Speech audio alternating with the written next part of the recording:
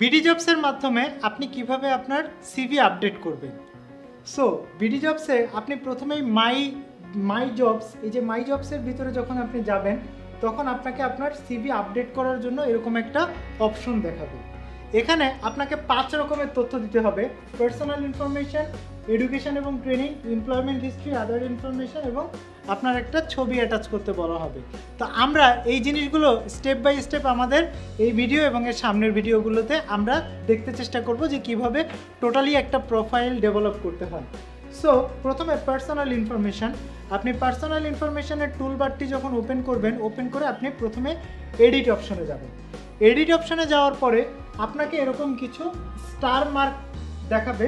So যে star মার্কগুলো যেটা, সেই স্টার মার্কগুলো যে তথ্যগুলো, এই তথ্যগুলো আপনাকে অবশ্যই দিতে হবে।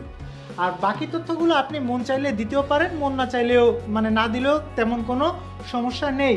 তো প্রথমত আপনি আপনার নাম দিলেন, নাম দেওয়ার পরে আপনি আপনার প্রেজেন্ট অ্যাড্রেস দিলেন। সো প্রেজেন্ট অ্যাড্রেস বলতে অনেকে আমরা যেটা বুঝি যে আমরা কি আমাদের বর্তমানে যে বাসায় থাকি সেখানকার ঠিকানা দিব, না গ্রামের বাড়ির ঠিকানা দিব, এরকম আমাদের বিভিন্ন জনের মধ্যে বিভিন্ন রকমের কনফিউশন আছে।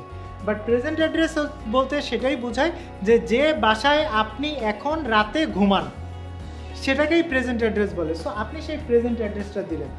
এরপর যেটা পিতার নাম এবং মাতার নাম, যেটা সিভিতে দেওয়া খুব একটা বেশি জরুরি না, তবে বিভিন্ন পদবিতে, বিভিন্ন কোম্পানিতে, বিভিন্ন সময়ে যদি এটা চায় তখন সেক্ষেত্রে আপনি এই দুটো তথ্য দিতে পারেন। এরপর আপনাকে যেটা দিতে হবে সেটা হচ্ছে আপনার পার্মানেন্ট অ্যাড্রেস।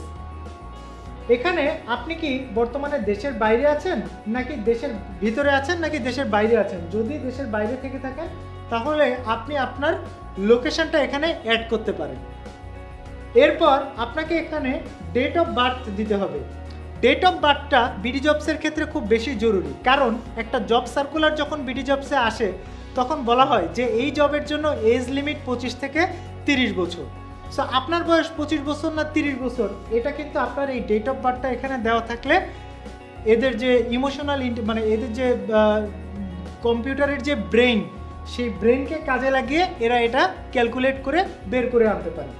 এরপরে আপনি আপনার জেন্ডার, আপনার মোবাইল নাম্বার এবং বিভিন্ন ধরনের আপনার ম্যারিটাল স্ট্যাটাস, ন্যাশনালিটি ইত্যাদি বিভিন্ন জিনিস আপনি উল্লেখ করলেন।